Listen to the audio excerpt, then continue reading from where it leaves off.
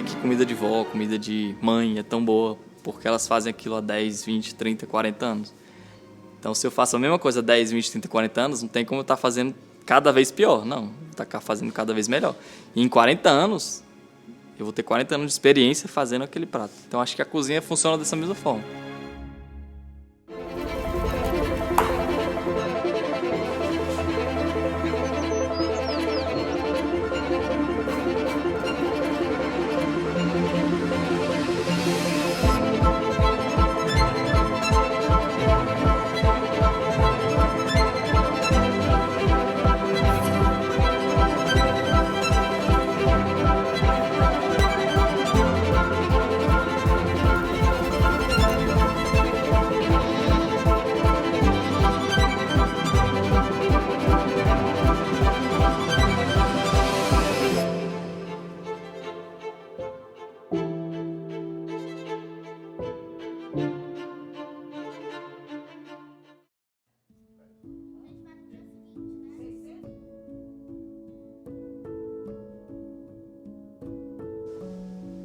Eu entrei na cozinha mesmo, com minha mãe, meus avós, meu padrasto, todo mundo cozinhando. Então, eu vivenciei a cozinha de uma maneira diferente que eu vivo hoje em dia. Que não digo afetivamente, mas eu digo da parte de fazer para quem você ama, para quem você conhece. Então, eu cresci na cozinha dos meus pais, meu padrasto, minha mãe e meus avós, convivendo com isso. Nesse meio deles, que tinham essa cozinha como uma área de lazer, uma área de transmissão de amor, de uma forma, através do alimento. Então, eu acho que esse foi o grande tchan de eu me encantar tanto pela gastronomia. E quando de fato chegou a hora de escolher uma profissão, eu percebi que a cozinha era o meu lugar.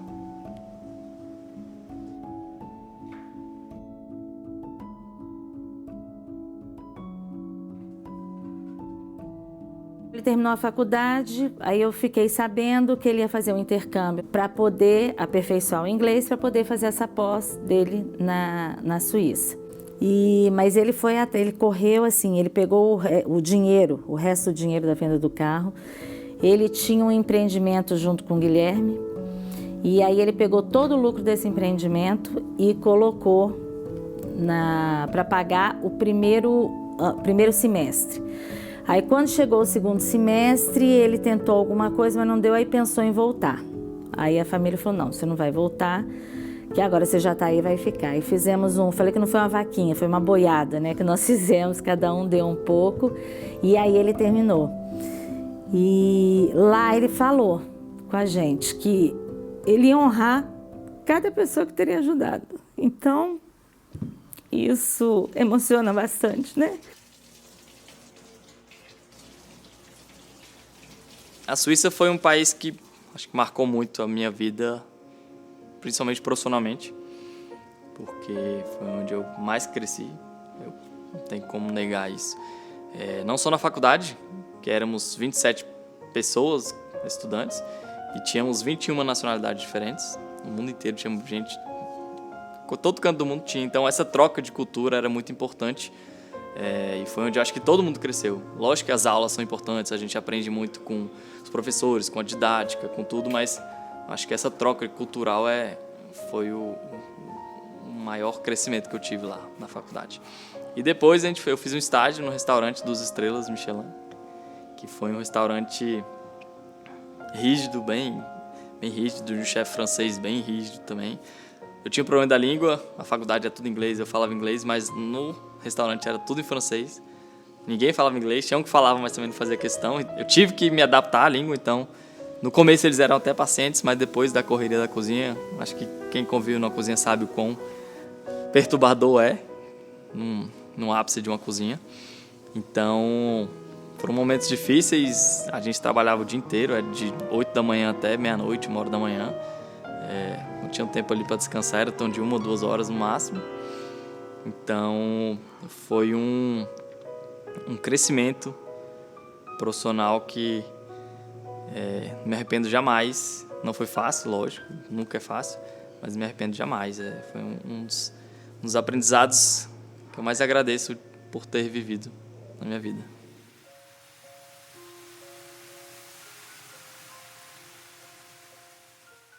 Eu lembro ele muito pequeno, assim, tudo que a gente ia fazer, meus primos vinham aqui pra casa, a gente ficava nessa sala aqui. E aí a gente via Olimpíadas, a gente via as coisas.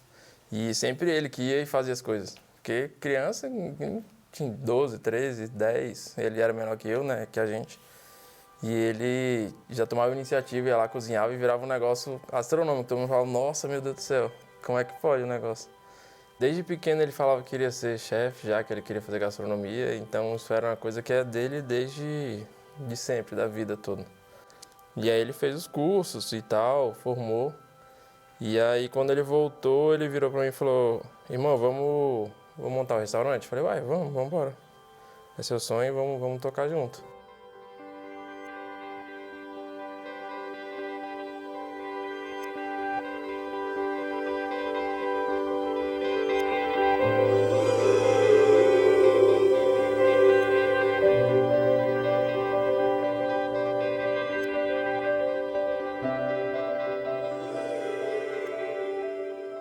O Savé eu acho que se tornou tão especial justamente não por ser na minha casa, mas por eu ter a gastronomia como uma paixão que eu vivenciei, que eu cresci com a gastronomia como paixão, como afeto. E quando eu voltei da Suíça, eu quis trazer isso para minha família, fazendo jantares com amigos, familiares aqui em casa. E foi tomando uma proporção muito maior do que a gente imaginava. E a gente chegou num ponto que viu que tinha que ser bem mais profissional. O Savé tem essa característica de ter acho que uma atmosfera intimista, um local aconchegante. Ele é diferente só pela chegada, que é um local totalmente diferenciado de Brasília. A gente fica no alto de uma colina, que é bem diferente. Só por ser no quintal da minha casa, acho que o Savé já se torna mais aconchegante. A gente começou a procurar alguns locais, algumas lojas para poder mudar. E quando a gente começou a comentar isso com nossos clientes, familiares e amigos que acompanhavam a gente, eles mesmos não deixavam a gente sair daqui, porque eles falavam que a experiência começava em você chegar aqui no Savé.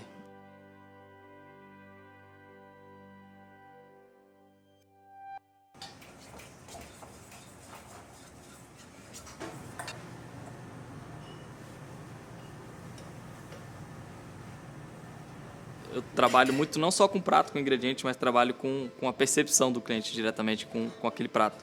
Então a gente tem um tartar de picanha defumada que a gente faz aqui, que a gente serve num caixotinho e a tampa dele é aberta. Então a gente serve o tartar em cima e dentro a gente serve o alecrim aceso.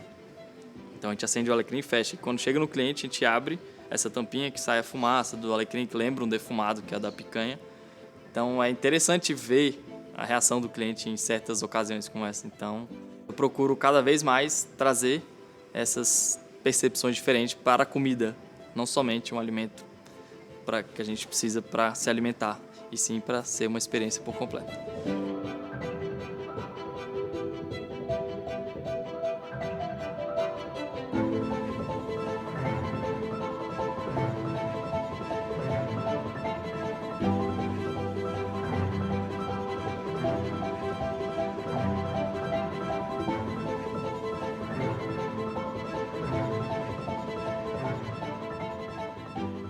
Eu vivi muito do menu degustação lá fora, trabalhei muito com isso e quis trazer de alguma forma diferente para Brasília, que a gente não tem mesmo aqui menus degustação. E eu acho que é onde eu consigo mais usar a minha criatividade, que é onde eu mais gosto de trabalhar, que eu gosto de trabalhar com afeto, gosto de trabalhar com experiências vividas, com uma história de fato no prato, onde eu consigo transmitir o que eu senti pelo prato e o que eu quero que ele chegue à mesa e que o cliente sinta a mesma coisa que eu pensei quando eu estava criando. É difícil falar de criação não tem como explicar como que se cria um prato. Ele pode vir de uma técnica, pode vir de um ingrediente, pode vir de uma experiência vivida, de uma lembrança, mas o ideal é que ele tenha uma história. Eu acho que isso é o mais importante, é o que eu tento sempre colocar em cada prato que eu crio.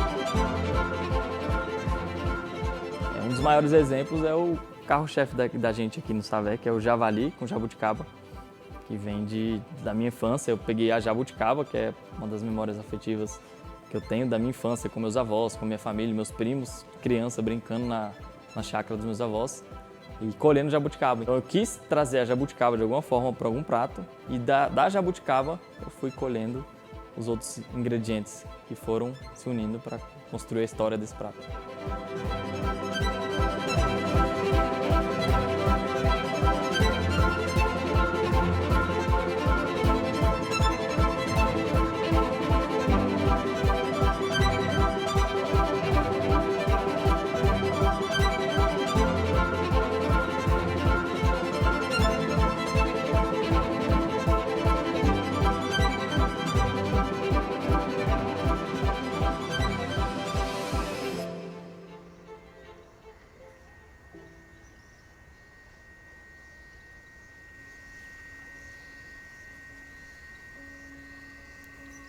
Acho que Brasília é uma cidade privilegiada, a gente tem o Cerrado aqui, né?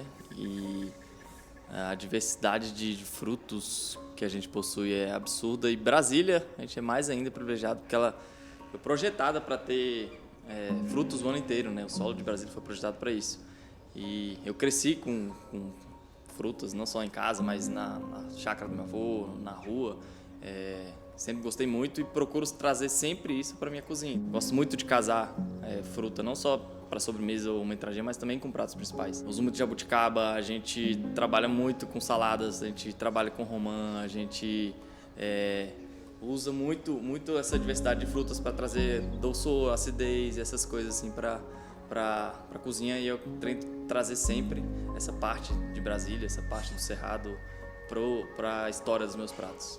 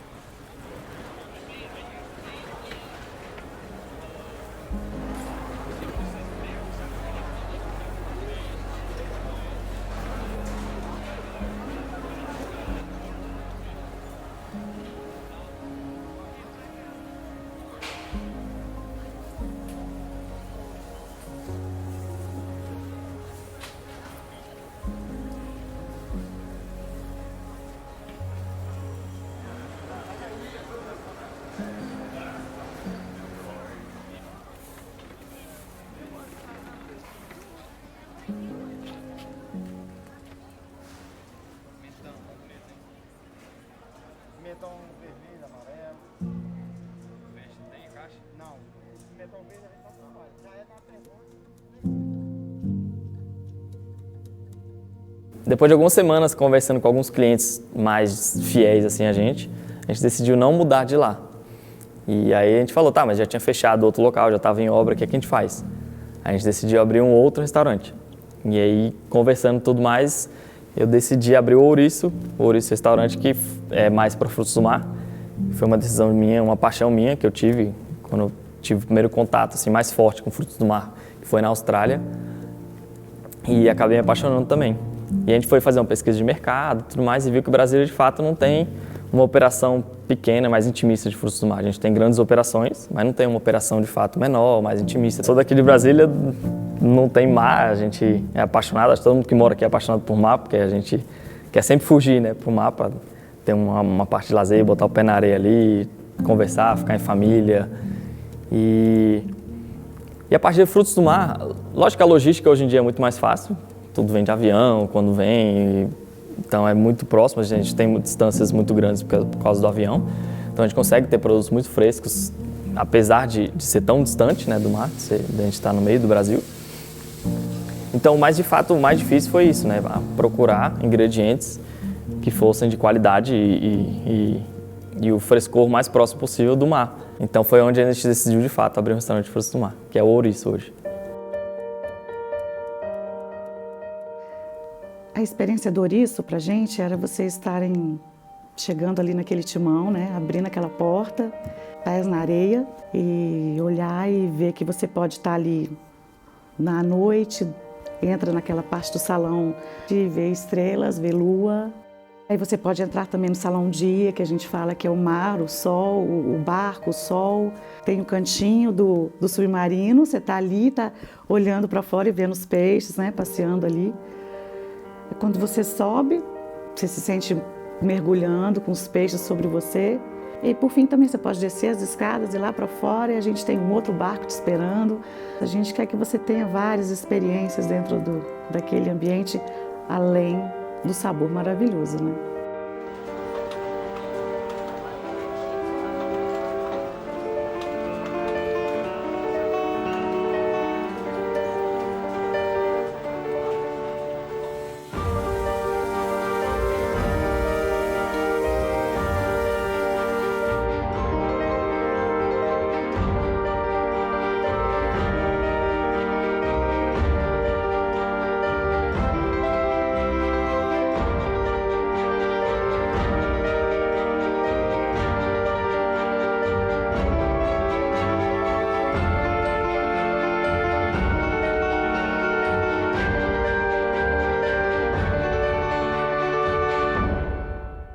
Porque tem muita gente que acha que é chefe ou que forma querendo ser chefe, mas não tem noção de uma coisa que você tem que ser é cozinheiro e não chefe.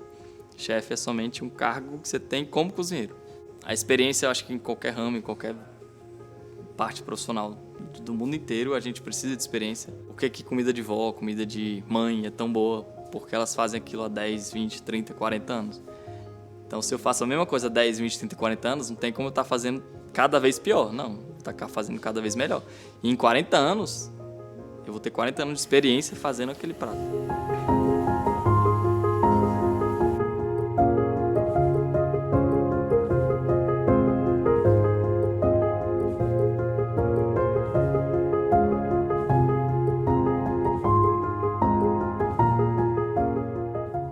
Quem entra na minha cozinha e quer aprender, aprende, porque a gente é capaz de aprender tudo. É só cada um querer. Então eu falo para todo mundo que trabalha comigo, basta você querer para você aprender. Tem gente que demora mais, tem gente que demora menos, mas aprender todo mundo aprende. Eu acho que é isso, a experiência que a gente adquire é isso, no dia a dia, na repetição. Eu falo para todo mundo também, é chato, você tem que chegar, tem que picar a cebola, tem. No primeiro dia você corta o dedo, corta a cebola desse tamanho, corta mais, no segundo dia você já corta melhor, no outro dia você não corta mais, daqui a um mês você está cortando rápido, daqui a um ano você corta a cebola igual se você tivesse, sei lá, cortando a manteiga ali, pronto. Então, acho que é isso, experiência não só nisso, mas de sabores, seu paladar vai apurando, você vai conhecendo os sabores, de fato, diferenciando os sabores, não só o sal e açúcar, entendeu? A gente consegue sentir uma acidez, o que precisa de uma acidez, o que não precisa, o que precisa de um doçor, e às vezes com detalhe, uma acidez, ou com menos sal, com mais açúcar, com um vinho, com uma fruta que traz uma acidez, pode mudar totalmente o sabor e o destino do prato. Eu comecei na gastronomia por causa de doce, por causa de confeitaria, então eu gostava muito de fazer isso. E hoje eu estou para abrir um café, uma confeitaria, que de fato eu falo para todo mundo que é o meu primeiro sonho.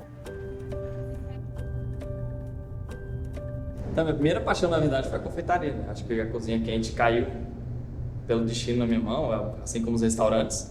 Mas posso dizer que agora, sim, de fato, estou realizando um sonho, que é abrir a minha confeitaria. E não só isso, mas com a minha noiva, com a pessoa que eu amo, que é a Gabriela. A gente vai concretizar isso junto.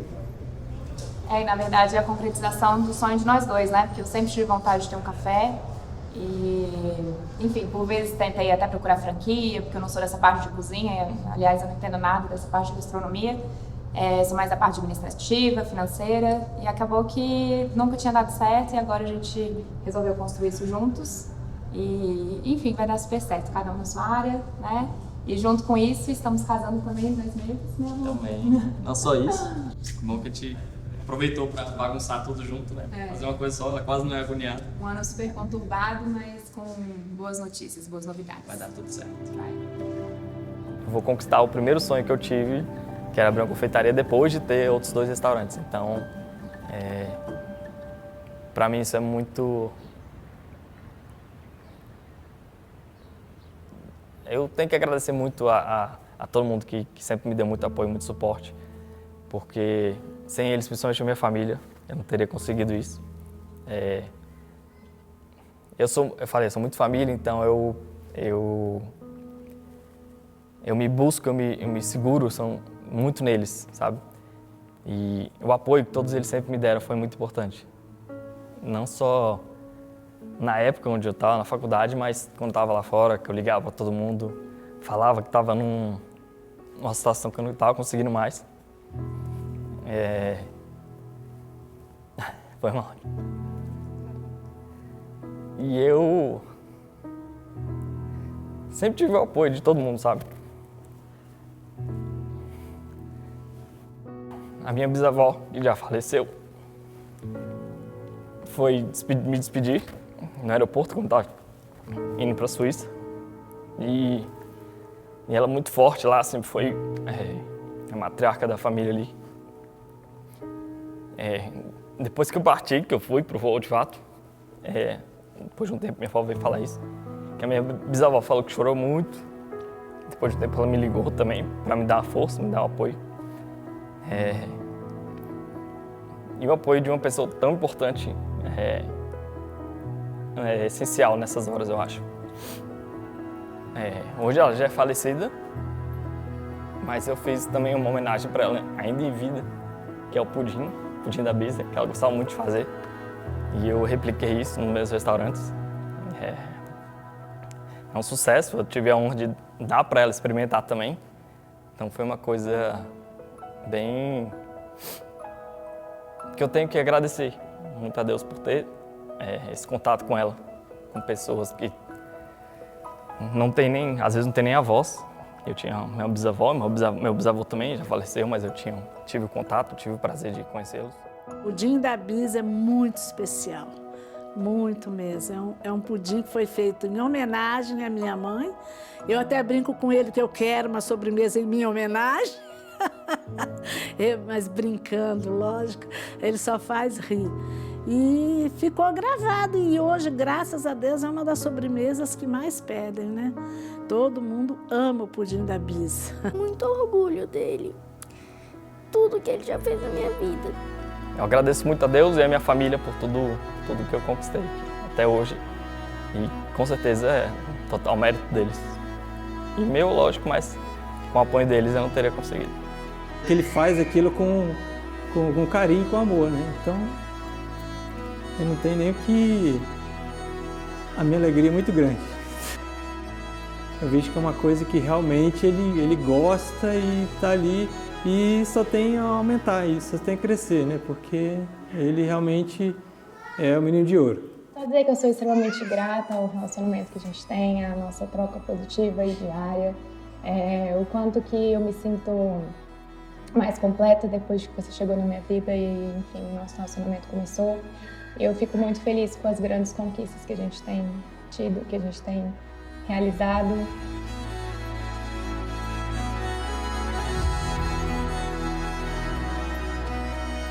O que a gente está vivendo aqui, eu vivi a minha infância inteira e acho que foi por isso que eu me apaixonei pela gastronomia.